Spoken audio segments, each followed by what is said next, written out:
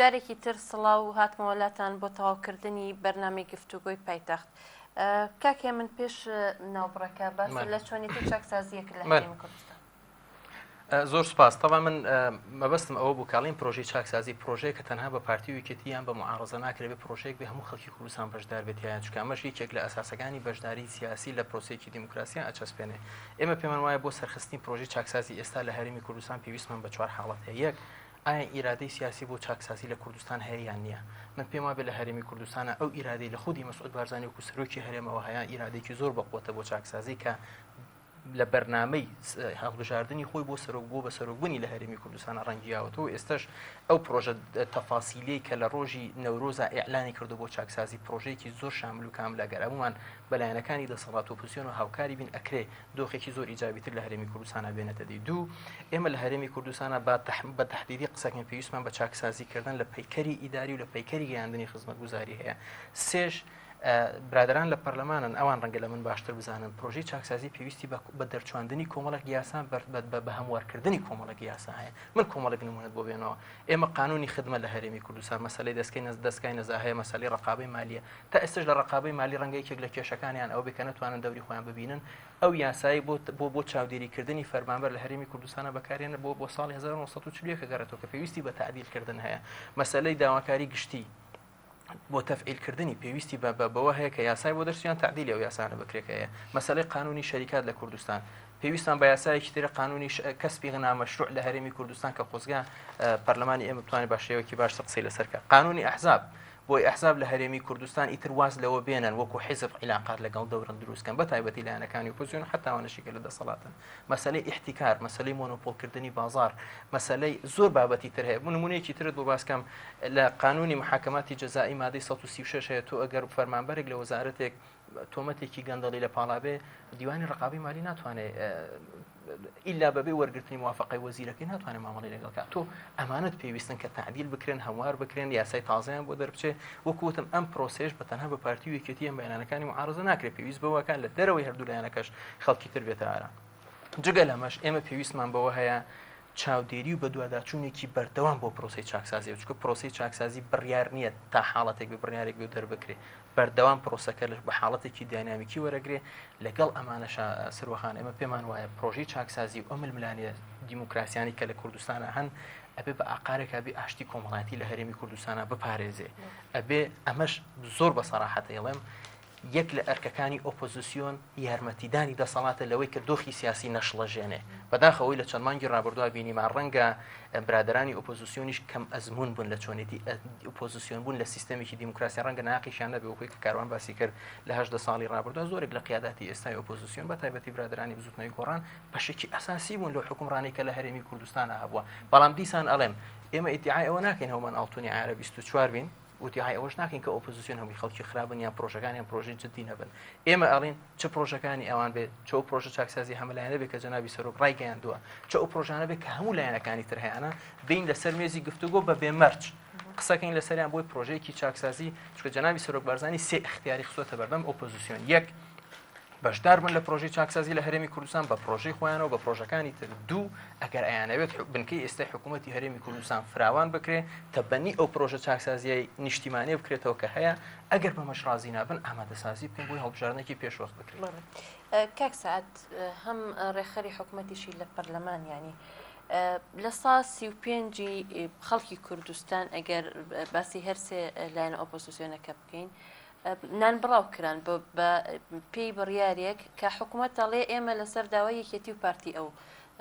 قەرارەمان جێبەجێ کردووە و بودجەی ئەم حیزبانە بڕاوە. یعنی بۆ ئەم بودجە بڕینە بۆچی ئەگەر بیانەوێت تاکو یاسای حیزبەکان دەرەچێ خۆی یەکێتی و پارتی شار حیزبن وەکو ئەوانی تر بۆ هی ئەوان نەبڕدرا بۆچی بەس ئۆپۆزیسیۆن؟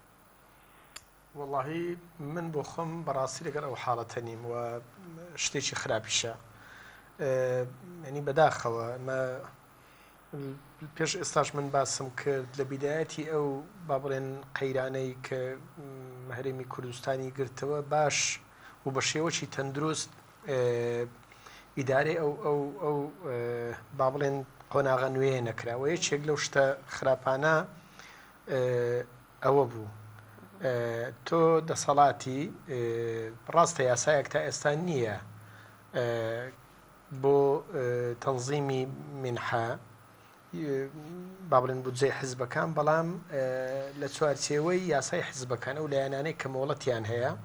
و تا ئێستا بەو یاسایش بودجێ گۆرەگرن، یعنی ئەو مەسەلە بەڕاستی مەفروزە هینی خۆی بکە کاری پێ بکرێت. تۆ نابێت لە ململانەی سیاسی لەبەرەوەی دەسەڵاتی بەسەراحەت پەنا ببێ بەر ئەوەی قوتی خەڵک ببڕێ. ئەو حاڵەتێکی خراپە و من پێم وایە حکوومەتی هەرێمی کوردستان دەبی ئاعادەنەزەری لێ بکاتەوە و دڵنیام ئاعادەنەزەریش لێ دەکاتەوە و هەموو پارانەی کە با بڵێن تا ئێستا نەدراون بۆشیان دەجێڕتەوە. بە بڕوای ئێمە یەکێک من ناڵێم ئەوە ئیمکانە شتێکی زۆر بچووک بی لە دەرهاویشتەکانی ئەو ناکۆچی و ململانەیانە، بەڵام ئیتر وایە ئەنی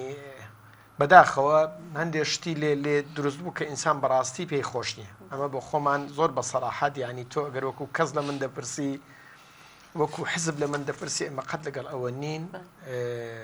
تۆ گلەی تێ لە مقابلەکەت، گوتارەکەیت بەدڵ نییە، سیاسەتەکەیت بەدڵ نییە، پێ دوایە خزمەت ناکە، ململانەی لەگەڵ دەکەی کەیفی خۆتە، بەڵام پەنابردن بۆ بڕینی بودجە بەڕاستی ئەو حاڵەتێکی کاکاروان کاکێ من زۆر باسی سەرۆکی هەرێمی کرد کە چەند جارێک داوای دانوستانی کردو بۆ هێورکردنەوە و پرۆژەیەکی هیسێ خاڵی هەیە کە ئێوە بەشداری حکوومەتێکی بن کە فراوان بکەنیان. سەرۆکی هەرێم وەک سەرۆکی هەڵبژێردرا و لەم ماوەی پێشودا یعنی هەوڵی دا لێک نزینەوە بکات لەگەڵ بینی ئەو پێنج لایەنە یاخۆت خۆی بە تەرەفێکدانە لەو کێشەیە. من حەز دەکەم باس لەوە بکەم لەگەڵ سەرهێڵدانی ئۆپۆزیسیۆن لە 25 حەوت ئێمە ڕوبەڕووی کۆمەڵێک هێرش و پەلامار و بارەگا سووتاندن و گرتن و نانبڕان بوون. فایلی نانبڕاوەکان من بخۆم لەگەڵ کۆمەڵێک ڕەفیقەوە برادەرەکانم بتمان بۆ بەردەمی سەرۆکی هەرێم لەبەرەوەی بە سەرۆکی خۆمان و بە سەرۆکی هەرێممان زانیوە کە چارەسەری بکە بۆوان. و لە هەموو کاتێکیدا کە جەنابی سەرۆکی هەرێم ئەگەر پرسێکی ئاراستەی یان پەیامێکی هەبوو بێ بۆ خەڵکی هەرێمی کوردستان، هەر بۆ ئێمەی نەبووە، حتمما بۆ حزبەکەی خۆشی بووە، بۆ هەموو لایەنەکانی بووە. من کاتێک کە ببینم حزبەکەی خۆی پێشێلی ئەو پەیامی ئەو دەکا، کاتێ من ببینم مەسەلا حزبەکەی خۆی وەکو ئەوەی تازە باسان کرد لە سلفەی بودجەی حزبەکان بەشی خۆی دەبا، بەشی یەکێتی و پارتی هاوپەیمان بەشی خۆیان دەبن بەبێ هیچ یاسایەک، بەشی ئۆپۆزیسیۆن دەبڕن. من داوام لە سەرۆکی هەرێمە لەو مەسەلەی بێدەنگ دەبێ، داوام لە سەرۆکی هەرێمە کە هەڵسوڕاوان خەڵکی گۆڕان، ئەوەی کە دەنجی داوەتە گۆڕانە، ئەوەی کە بڕوای بەوەیە کە لەگەڵ بزوتنەوەی گۆڕاندا بێت نانبڕاو دەکرێت، داوا دەکەم جەنابی سەرۆکی هەرێم قبوڵی نەکا. و من داوا دەکەم لە هەموو ئەو دام و دەستگایانەی کە ئێستا بە حزبی کراون دەبێت جەنابی سەرۆکی هەرێم سنوورێک بۆ بە حزبی بووندا بنێت لە ئەو دام و دەستگایانە. یەک کۆمەڵە شت کاکێ من باسکن حەز دەکەم لە ژیانی سیاسیدا دوو شت تەنظیمی ژیانی سیاسی دەکات لە هەرێمەکە. یەکیان یاسای ئەحزابە، دووەمان یاسای منحەیە ئەحزاب کە تۆ ئەو یاسایەت تێکدا تەوازنەکان هەموو تێک دەدەی. مەسەلەن بۆ نمونە لە هەفتەی شەبات لە سلێمانی خۆ پیشاندان کرا، لە هەولێر یەک کوتار لێ نەدرابوو، هەرچی بارەگای گۆڕان هەیە لە بنەسڵاوە و هەولێر و سۆران و شەقڵاوە هەمووی نییە کەوتە بەر پەلامار. بە شەرتێک 2 ساعات پێشتر ئەمە دەبازانی ئەوە تەوقیعی وەمان دەکرد، تەسلیمی دەستگا ئەمنیەکان و وەزارەتی ناوخۆمان کرد. خۆی لە خۆیدا یعنی جۆرێک لە ئەوە هەیە کە کەس لە ئۆپۆزیسیۆ بەزڵمتر نییە کە تۆ ئێستا بەو شێوە من نامەوێت وەڵامی کاکێ مندەوە ئەوەندە بە کودەتاچی و ئەوە قسە دەکات. بەڕاستی ئەگەر سەیری ناو پەرلەمانی کوردستان کە ئەوە هەموو یاسان لە پەرلەمانی کوردستان دەرچوون جێبەجێ ناکرێت. بۆ کارەکەی چییە؟ لە پەرلەمانی کوردستان ساڵێک و 8 مانگە یاسای بودجەی ئەحزاب کەوتووە، دێتە حکوومەت و دێتەوە ناو پەرلەمان لەبەرەوەی حزب دەسەڵات پێی خۆش نییە ئەو یاسایە تەنزیم بکە، پێی خۆشە بە کەیف خۆی تەخشان و پەخشانی پار 9 ملیار بۆ بودجەی ئەحزاب دادرا بە کەیف خۆی کردی کەس نازانێ. ئێستا ئێمە لە جەنابی وەزیر دەپرسین دەڵێ من بەشی یەکێتی دەزانم، بریکارەکەم بەشی پارتی دەزانێ، ئەوە بە سەراحەت وەزیری دارایی و ئابووری دەڵێ من بەشی یەکێتی پێتان دەڵێم، بەڵام بەشی پارتی نازانم چەندە، لە خۆی بپرسن لەبەرەوەی 2 وەزارەتی دارایی و ئابووری. ئێستا 200 ملیاری بۆ دانراوە، هەر دەیانەوێت بۆ شێوازە ئەو یاسایەت جێبەجێ نەکرێت وەکو ئەوەی بەڕێکخراوەکانیشتەوە کە نەکرێ ئەوە بە کەیف خۆیان تەخشان و پەخشان دەکەن وەکو 18 ساڵە کردویانە. ئەوەی ئێمە لە بزوتنەوەی گۆڕان و هەر سێلایانی ئۆپۆزیسیۆن 22 خاڵمان پێشکەش بە سەرۆکایەتی هەرێم و سەرۆکایەتی حکوومەت و پەرلەمان کردووە بۆ ئەوەی کە تەنظیمی حیاتی سیستەمەکە بەرەو ئەوە بڕوا ئیتر حزب بەسە دەستی دەرێنە ناو هەمووەوە بڕۆ ناو ئەوە نمونە دێنەوە. تۆ دەڵێ ئەوە فەرم ئەوە بە ئاشکرا بە پێی یاسای ئەحزاب بێ هەر کەسێک حزبایەتی بکات لە ناو هێزی ناوخۆ دەبێ وەزیر بداتە محکەمە ئەوە فۆرمی ناوچەی ناوخۆی پارتی دیموکراتی کوردستانە ئەوە کادیرەکە ئەوە تەلەفۆنەکەی ئەوش ئارمەکە ئیجباریشە قووەتیش نییە پڕی نکاتەوە وە لە سلێمانی لە ناو هێزی پێشمەرگە ئابوونە سەرمانگ ئیجباری لە پێشمەرگە دەسەنرێ بەبێ ئەوەی ئێرادەی لەسەر هەبی ئەو جۆرە سیاسەتان ناتوانانی بڕی لە وڵاتێک من لە دیموکراسیەتدا لە حاڵەتێکی وادا لە ئاستێکی وادا دەژیم کە ئەزبایەتی بە زۆر بێ من لەگەڵ چاکسازیکردنم ئەوەی کاکێ من دەڵێ لەگەڵ ئەوم لەگەڵ تۆم لەگەڵ هەمووتانم بەڵام چاکسازی بۆ شێوازە دەکرێت من عیبی خۆم نەبینم عیبی تۆش نییە ئەوە کەم ئەوەی کە لەسەر ئۆپۆزیسیۆن وازبە کە بوو کورتەکان ئەو خاڵانەی کە بە چاچی دەزانێت بۆ چاکسازی داوێتە دەسەڵات کە دەسەڵات پرۆژەی بەرامبەری نەبووە تا ئێستاش نیەتی هەتا ئێستا اینجا ئەگەر لە دانیشتنی ئایندە دەی بێ نازانم کاکێ من چۆن ئەتوانن ینی یەکێتی و پارتی دەست لە هێزی چەکدار هەڵگرن لە کوردستانە وەکو کاکاروانەڵێ دیسانەڵام سەرۆخە من حەز ناکەم دابزمەنا و هەندێک بابەتی وردەکاری شکەوەی کە هەیە حەزەکەم زیاتر ئاراستی گفتووەکان بەرە و چارەسەر من بەڕاستی کولانەوەی هەندێک برین بێکە وەکو دیسان وتمەگە بچینەوە سەریان ئۆپۆزیسیۆنیش پەرێزی ئەوەندە پاکنی لیان دەرچێت بەرحاڵ مەبەستم ئێمە لەما ئێمە بابگەڕینەوە بۆ شتێک کە هیوادارم هەمومان متفقین لەسەری ئێمە جارێک قۆناغی سیاسی هەرێمی کوردستان لە کام قۆناغایە زۆر بە سەراحەت هێشتا ئێمە لە قۆناغی ڕزگاری نیشتیمانیان لە ڕووی دیموکراسیشەوە هێشتا لە قۆناغی گواستنەوەی بەرەو دیموکراسیت یەکێک لە ئەساسی ترین شتەکانی قۆناغی گواستنەوە بەرەو دیموکراسیت دامەزراوەدنی دامەزراوە دەستوریەکانە لە هەرێمی کوردستان بوونی دەستورێکە لە هەرێمی کوردستان ئەم پرسیارە لە ئێوەکەم ئایا ئێمە خاوەن دەستورێکی لە هەرێمی کوردستان یان نا ئەم شتانە بە قانون بە دەستور ڕێکەخرێن بۆیە ئێمە مەسەلەی هێزی چەکدار ئەو شتانێکیاڵێ با ئێمە واقعی بین پارتی و یەکێتی دوو هێزی زۆر گەورەی کوردستان و ڕابەرایەتی بزوتنەوەی شۆڕژگێری و ڕزگاری خوازانی خەڵکی کوردستانیان کردووە دوو هێزی دیموکراسی چەکداری ڕزگاری خوازی بوون لە دوایەوە تو یەک هاتووینەتەوە هەرێمی کوردستان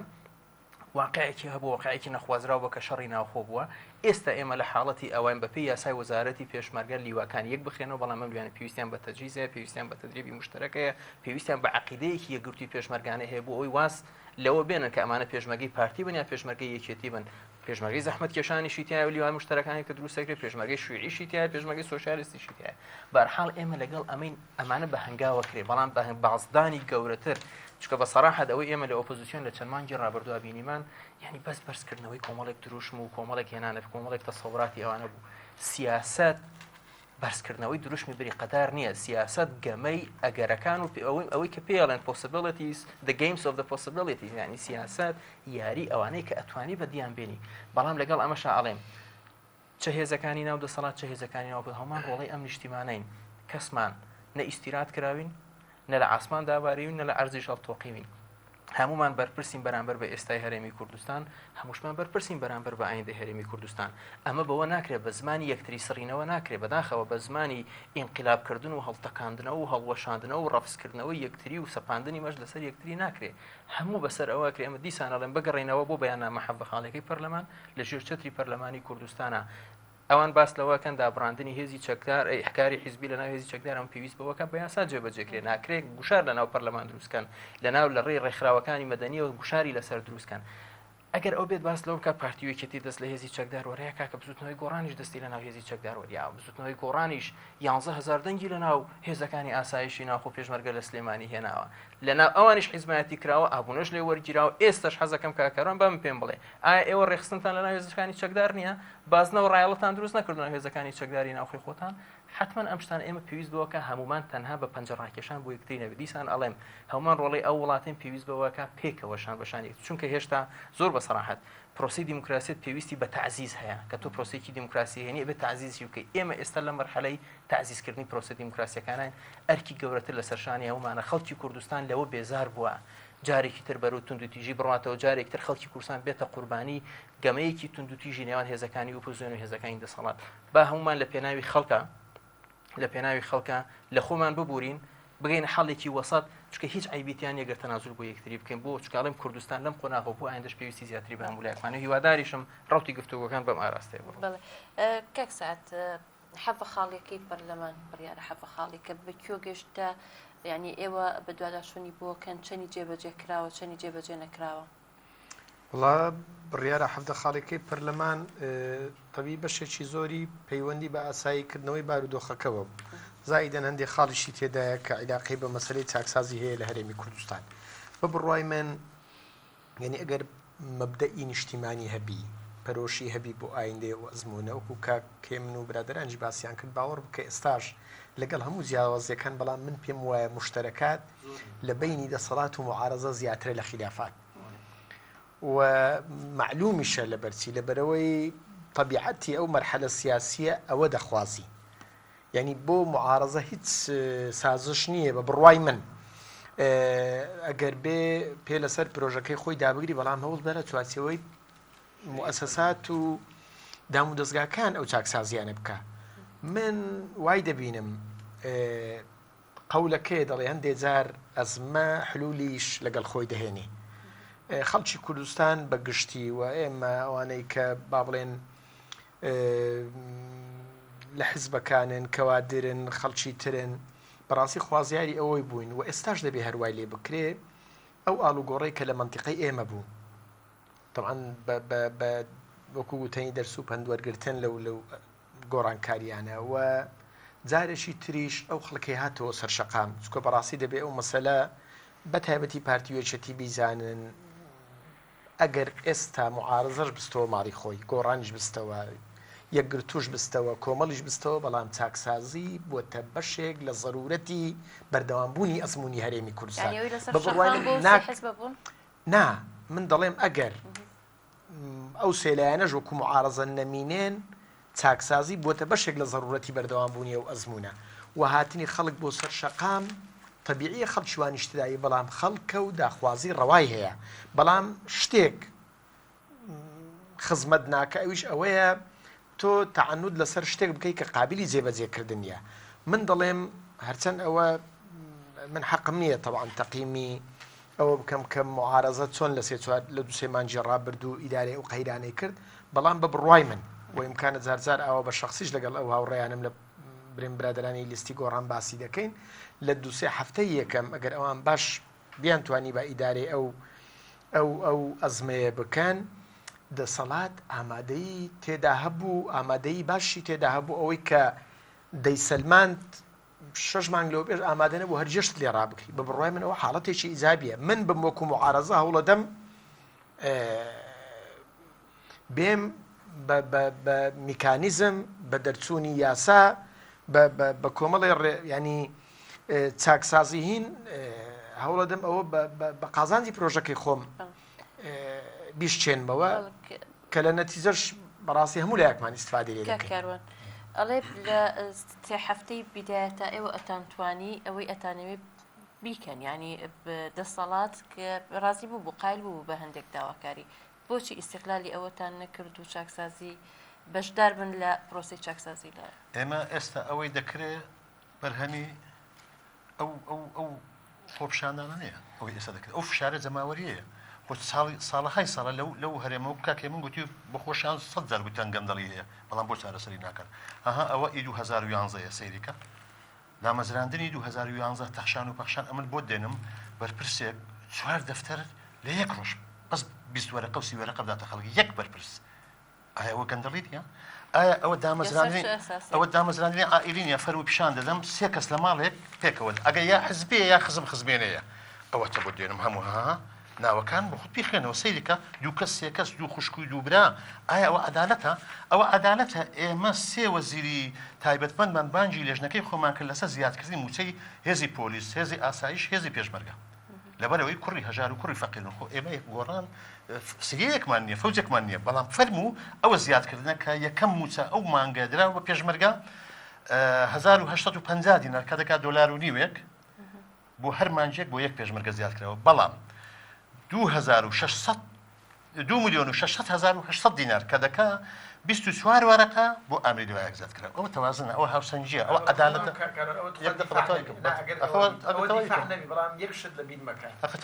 جارێ پرۆژەش توانن باسم کردو کاکە لە پەرلەمان باسەکە دەڵێ بۆ تحقیقی عەدالەت باشە ڕوو لەم دەکەن ئەو بەرنامەکە بڕێوە دەبە فەرموو کاک سعد کاک سعدی داست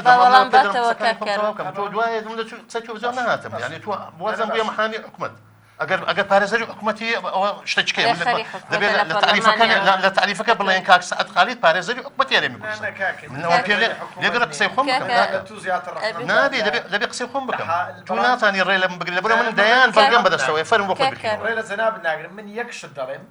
بەڵام امکانە پەلەم کردبیلەوەی ببوورە من شتێک دەڵێم لە موازنەی 2010 باسە کە مەسەلەی ڕاتب وەکو بەغایە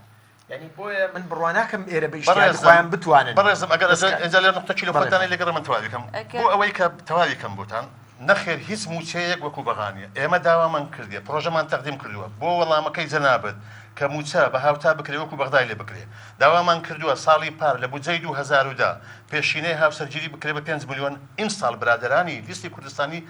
ڕێزم بۆیان هەیە گەیشتنە ئەو قەنەعاتە ڕێیەکانیان وەکو ڕێی ئێمەی داهات بڕیارماندا داوامان کرد بکرێ بە 20 میلیۆن پێشینەی خانوبەرە ئیمساڵ موافقەیان گەیشتنە قەنەعات کە بە 15 میلیۆن هیچ کەسێک ناتوانێت خانوویەک تەواو بکە ئیمساڵ گەیشتە قەنەعات کە هێزی پۆلیس پێشمەرگە ئاسایش کە هێزێکە بەڕاستی تۆ ئەگەر بتەوێ دەستی ئەزبێلێ بهێنتە دەربە دامەزراوەیی بکەی خوایە بۆ پۆلیسێک لە بەردا 980,000 دەبێت پۆلیسێک لێرە 400,000 بکرێت ئەوانە هەموو لە لێژنەکانمان ئەوە هەموو لە بەردەستمە ئەگەر تەوێت هەر هەموو دەدەمێت بیخوێنیتەوە بەڵام ئەوەی ئەمن دەڵێم ئەوە مانجی نیسان سەرف کراوە ئەوە یەک ئەوە یەکێکە دوێنێ بە وەزارەت لەناو پەرلەما پێرێ باسمان کردووە داوەکمانتە وەزارەت دارایی دەبێت ئەوە چارەسەر بکات چکە قابلی قبول نییە پێشمەرگەیەکی بەستەزمان دۆلارێک و نیوی بۆ زیاد بکرێت بەڵام بەرپرسەکەی 24 وەرەقەی بۆ 2400 دلاری بۆ زیاد بکرێت ئەوە عدالەت نییە چکە ئێمە تازە کاکی من باسی عدالەتی کرد جەنابەت باسی عدالەت کرد منیش هەموو ئەو بڕیارانەوە هەموو ئەو قەیرانەیە کە ئێستا هەیە ئەوانە هەموو هۆکاری تر ئەو قەیرانی دروست کرد هەمومان دەزانین لە 18 ساڵی حکومڕانی نەعەدالەتی کەڵەکە بوو گەندەڵی کەڵەکە بوو دەست حزب کەڵەکە بوو مەسەلەی زانکۆ دادگا بێلایەن نەبوونی هەموو ئەو دەستە دائیرانە بەشێک بوو بینیان نەبوو بین با هەر کەسێک شتێکی لەسەر هەر کەسێکی ئێمە هەیە ڕایکێشتە مەحکەمە ئێمە ئەبەدەن ئەوەی ناکەین ینی داکۆچی لێ ناکەین هەرچێ هۆکارێک یان بەشدارە لە گەندەڵی دادگا هەیە بە چاودێری دارایی راپۆرتینە کاکە جان من لە ئێوە دەپرسم حکوومەتێکی هەرێمی کوردستان 18 ساڵە حکومڕانی 19 ساڵە حکومڕانی دەکا حسابی ختامی خۆی کاک سعد بازانی یەکەم جارە بێتە پەرلەمانی کوردستان یەکەم جارە بودجە 2 ساڵە کێشەی لەسەر دەکرێت خۆی جەنابی لەوێ بووە حسابی ختامی لەو هەرێمەدان نەبووە کەس نازانێت پێشتر بودجە هاتووە بە ڕقم بەڕێکراوە کەس نەی گوتێ بۆچی بۆچێ لە پێناوی چی ئێستا دەڵێن لە زاخۆ هەتا خانەقین بە گوند و دێهاتەوە داوای بودجە دەکات داوای خزمەت گوزاری دەکات داوای ڕێگاوبان دەکات داوای تەندروستی دەکات داوای قوتابخانە دەکات هەمومان کۆچی نەسا ئەوشتا بەڵام بۆ ناکرێ ئێستا دەکرێت لەبەرەوەی بەڵێ ئێمەین داوای دەکەین تۆ پێت ناخۆش نەبێ تۆ پێم بڵێ ئەوەندە ئەو ساڵ دەیکەم ئەوەی تە ساڵی چکە دەکەم شەرمی ناوێ بڵێ ئەوەت بۆ زیاد دەکەم ئەو ساڵی چکە نایکەم من یاداشتم هەیە 22 خاڵم هەیە تۆش یاداشتێک بینە با 42 خاڵ بێ لە دانیشتن لە دیالۆگ لەو چەند ڕۆژە ئایندا پێیەکەوە دانیشتن لە هەموو شتێک باشترە ئەو ساڵ چەند خاڵێکی جێبەجێ بکە ساڵێککە چەند من لەوانە هەمووی لەگەڵتانم بەڵام ئێوە ناتانەوێ ژیانی سیاسی تەنزیم بکرێت لە وڵاتە ناتانەوێ بە ئاشتیانە دەسەڵات دەستا و دەست بکرێت ناتانەوێ عەدالەتی کۆمەڵایەتی بچەسبێت من دەسەڵات نیم ئەوە لە کاک کاروان من بە ئیجازەی کاکێ من و ئێوەش من یەک شتم گوتم ئەوە ئەو قسەی من ڕاستە و خەڵکیش دەیبینی خەڵکی قانونزان دەیبینی ئەوانەی شارەزان دەڵێم لە موازنەی 2010 بڕیارێک وەرگێرا لە ئەحکامی ختامی دەڵێ بۆ تحقیقی عەدالەت موچە ئەوەی کە جەناب دەڵێ هەندێک جێبەجێ نەکراوە ئەوە بە تاکید خەرقە کارێکی خراپە ئەتوو ئیجازەی من بدە بەڵام زۆر خراپە ئەتوو من لەبەرەوەی بەس ئەو قسەم کرد و ئیتیهامم دەکەی دەڵێ ناد من کاکە ئەو منتیقە خراپە ئەو منتیقە بە سەراحەت تۆ وەکو من بیر نەکەیەوە ئەویتری بۆوە من عفوم دەکەی من تەنا ئەوم بۆ تەوزیحدای ئەژنا ئەویتر خۆ منیش لەگەڵ ئەوەم و دەبێ هەمووشمان هەوڵ بێنە هەر یەک لە ڕێگەی خۆی کە ئەگەر پۆلیس موچەکەی وەکو ئەوەی بەغدانی وەکو بەغدای لێ بکرێت پێشمەرگە مەغدورە کاکە ماموو باشە کاک سعد با بچمەوە لای کاکێ من باسی لەوە کرد ئێوەش باس 42 خاڵتان هەبێ بۆ دانوستان ینی شەرت نییە پێشتریش سەرکردەکانی گۆڕان بەڵەن بۆ 22 خاڵەکە نەسی قورئانی نییە گۆڕانکاری بەرحاڵ سروەخان من دیسان ئەڵێم هەمومان مەسئولیەتی نیشتیمانیمان لەسەرشانە ئەوەی کە برادر هەم باسیەکەن ئەمە پێم خۆشە مەسەن لە ناو پەرلەمان باس کراوە قسەی لەسەرکراوە گفتوگوی لەسەرکراوە حتمما وەڵامی پێویستی وەرگیراوە بێت نازانم لێرە کاکارۆن باسی وەڵامەکانی شەکایان نا بەڵام بە هەر حاڵ ئێمە شت بە عمومیات باز ناکرێ ئەوەی کە تۆ کەسێک لە جەیەک گەندەڵا تۆ ناکرێ حیزبێکی گەورەی پێی اتهامکەی چونکە ئەم حیزبە خاوەنی دنیایەک سەروەریە مەسەڵەن بۆ نمونە من بەناوی خۆمەوەڵم لەناو پارتی دموکراتی کوردستانە ئێمە بەش بە حاڵی خۆمان پەروەردەی دەستی قوتابخانەیەکی مەدرسەی بارزانی پێڵن یەکەم کە ئەساسی فەلسەفەی بارزانیش مەسەلەی عەدالەتە لە کۆمەڵگا کەسێک لە ناو ئێمە بیان ببوونەی ئێمەوە لە پۆستێک وەرگیرابێ پۆستەکەی بۆشتی شخصی خۆی استیغلال کردبێ یەکەم شت بە قەناعەتی من لە فەلسەفەی بارزانی لایە باوان بەرحەم ناسمەوە سەر ئەمە ئەسڵەن ئێمە پێمان وایە معارەزە باوەڕی بە دەستا و دەستکردنی ئاشتیانی دەسەڵات نییە معارەزە لە هەڵبژاردنە ترسێت چونکە معارەزە شکست خواردووی دەستی هەڵبژاردنەکانی هەرێمی کوردستانە معارەزە لە پەرلەمانی کوردستان بینیمان پێشتری دیعای ئەویانە کرد کە ئەوان ڕەنگە بتوان زۆرینە بەدەست بێنن بە ئیتفاق لەگەڵ لایەنەکانی ترا بتوان حکوومەت تشکیل کردن حتا برادرانی گۆڕان باسی مڕەشەحیشانە کرد کە کێ ئەتوانە ببێتە سەرۆکی حکوومەت نقطەیەکی تر ئێمە ئەڵێن بەر لە 22 خاڵەکەی برادرانی ئۆپۆزیسیۆن سەرۆکی هەرێم کە بەیاننامە حەو خاڵەکەی برادرانی گۆڕان دەرچوو ڕۆژی 20 مانگ ڕۆژی 30 مانگ هەموو لایەنەکانی کوردستان ناقسەن گۆڕان هەموو لایەنە سیاسەکانی کوردستان لە بەردەم جەنابی سەرۆکی هەرێمە لە کۆبوونەوەیەکە دانیشتن هەمویان ئەو بەیاننامە حەو خاڵی بزوتنەوەی گۆڕانیان ڕەت کردەوە بەیاننامەکەشیان وازەحیشەوە دەرچووە وتیان هەر گۆڕانکاریەک هەر چاکسازێک لە هەرێمی کوردستان ناکرێ ئەبێ لە چوارچێوەی پرۆسە یاسایی و دەستوری و شەریعەکانی هەرێمی کوردستان بکرێ دوای ئەوەش سەرۆکی بارزانی پێوتنگا کە شتەکانتان بە نووسین بمانەنێ بەر لە ڕووداوەکانی هەفتەی مانگ یعنی ئەگەر سەرۆک بارزانی یان ئێمە لە دەسەڵات پرۆژەمان نەبووە بۆ چاکسازی بۆچی داوا لە معارەز و لایەنەکانی ترەکەکە کەشتمان بە نووسراوە بنێ لەگەڵ ئەوەش ئێمە وتومانەت بەیاننامە 22 خاڵێکی برادرانی ئۆپۆزیسیۆن خاڵی ئیجابیتیایە بەڵام مەسەلەی هەڵوەشاندنەوە بازدان بە سەر کۆمەڵێک موەساتی شەرعیان بۆ خۆی ئەمە لای ئێمە قابل لای خەڵکی کوردستان قابلی قبوڵی نەک تەنها لای پارتی وێکێتی کە ئەو ئەڵێ دەسەڵاتی هەرێمی کوردستان مەشروعی نییە ئەو دەقی پرۆژەی ئیسلاحی جەنابی سەرۆک بارزانێ کە لە ڕۆژی نەورۆز ئیعلانی کردو وەرە پێم بڵێ ئەگەر بەیاننامە 22 خاڵەکەی ئۆپۆزیسیۆن لەمە مەشمول کرد وما ئەو تەبەنیکەین بۆ چاکسازی لەبەرەوە پێم وایە هەمومان ئەبێ شان بەشانی یەکتری دیسان تەکی دەکەمەوە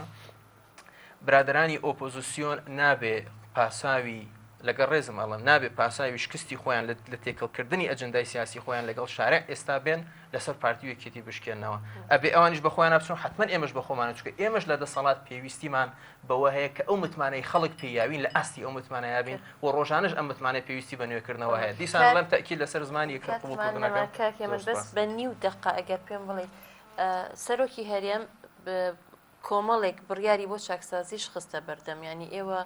بۆ هێشتا بە گومانن لەوەی کە ئەم دوو حزبە چاکسازی بکە یاخود سەرۆکی هەرێم چاکسازی بکە ئێمە هیچ گومانمان لە پەیامەکانی جەنابی سەرۆکی هەرێم نییە بەڵام گومانمان لە ئەو ئەدائی حزبەکەی جەنابی سەرۆکی هەرێم و حزبەکەی تری هاوپەیمانی هەیە لەبەر ئەوەی کاتێک کە جەنابی سەرۆکی هەرێم پەیامێک دەردەکا پێشێل دەکرێت ئەو کاتێک کە ئەو پەیامی دەکرێت سێ پەیام لە هەر سێ پەیام لە دوای پەیامەکەی جەنابیان دەستدرێژی کراوەتە سەر خەڵک من دەمەوێ تەنها ئەگەر ئەو نیو دقەیە لێم گەڕێ وەڵامی یەکشت دەمەوە شتێک هەیە کە بەڕاستی کاک هێ من باسی کودەتا زۆر دەکەم من حەز دەکەم یەکشت پێ بڵێم کودەتا بەدە باب و ڕازیمە دەکرێت و بینیشمان چێ دە باب و ڕازیمە بەدەسەر چێ ئەوە یەک دووەم شێت حەز دەکەم شتێکتان پێ بڵێم لەسەر ئەو مەسەلەی وایە ئێمە بزوتنەوەی گۆڕان شکستمان خواردە کاکە ئێوە لە 46ەوە حزبن 30 کورسیتان منەوە 5 کورسیمان لە ئێوە کەمتر ئێمە 25 کورسیمانێنەوە وایە یەکێتی نیشتیمانی 29 کورسی ئەم ناکرێت ئەتۆ نییە من بە شکست خواردی بزانانی ئەی خۆت دەبایە تۆ 6 کورسی بێنم کورسی هێنان ئێستا بوویتە 30 کورسی شکست بەرنامەکەم تەواو کاکە کاروان من ڕێزێکی تەواو جەنابەت هەیە نابی یعنی وهاتوو دوو جارە ئیجازە هەبە کاکە ئێمە ئەڵێن ئێوە ناڵم جەنابەت بەس ئەڵێم ئەجەندای هەر سێلایانی ئۆپۆزیسیۆن لە تێکەڵکردن و ساربوونی شەپۆلی خەڵک شکستی هێنالەوەی بتوان بە مەرامە سیاسەکانتان بگەن لەگەڵ ئەوەش لەگەڵ ڕێزم جەنابەت کاکەڕوان جەنابەت لە پەرلەمانی کوردستان ئێمە ئیتفاقی استراتیجیمان کردو 30 کورسیمان لە پەرلەمانی کوردستان پارتی بە تاقی تەنیا ئەوەندەی زیاتری هەموو هێزەکانی کوردستان کورسیێناوە لەبەرەوە قیاسی ئەوە مەکە بڵێ ئێمە 5 کورسیتان زیاترە لە پەرلەمانی عێراق ئێستا پارتی گەورەترین هێزی عێراقا و پارتیش ئەوەی لە سلێمانی پەلاماری بارگەکانی پارتیدرا پارتی قوربانی دەری حجمی خۆیەتی پارتی قوربانی دەری دروشمەکانی خۆیەتی پارتی قوربانی دەری دروشمەکانی خۆیەتی و شانازیش بۆ قوربانی دانا من لەسەر ئەو مەسەلەیە پێت دەڵێم مەزلومترین هێزی گۆڕانە خەڵکی گۆڕانە زڵمی دەکرێت لەو هەرێمەدا لەبەر ئەوە لەبەرەوە هێزێکی چەکدار نیە، هێزێکی سیاسی منەظەمی ئازاد بە ڕاشکاوانە لە پرسۆیکی دیموکراسی هاتووە دەیەوێت پەیامی خۆی بگەێنێ ڕێگری لێ دەکرێت ئێمە نانی پێشوازی دەبڕێ پەیامەکەین کاکەڕوان بەڵام دیسان ئەڵێمەوە دوور لە تونند و تویژی بە زمانی یەکتری بەدڵنیاییەوە، ئێمە بە دەگەڵەوەین. زمانی یەکتری قوبوڵکردن زۆر سوپاسانەکەم سوپاسی ئامادەبووتانەکەم سوپاس بۆ ئێوەش بۆ گوێگرتنتان لەم بەرنمەیە زۆر سوپاس تا بەرنمەی داهاتوو خۆتان لەگەڵ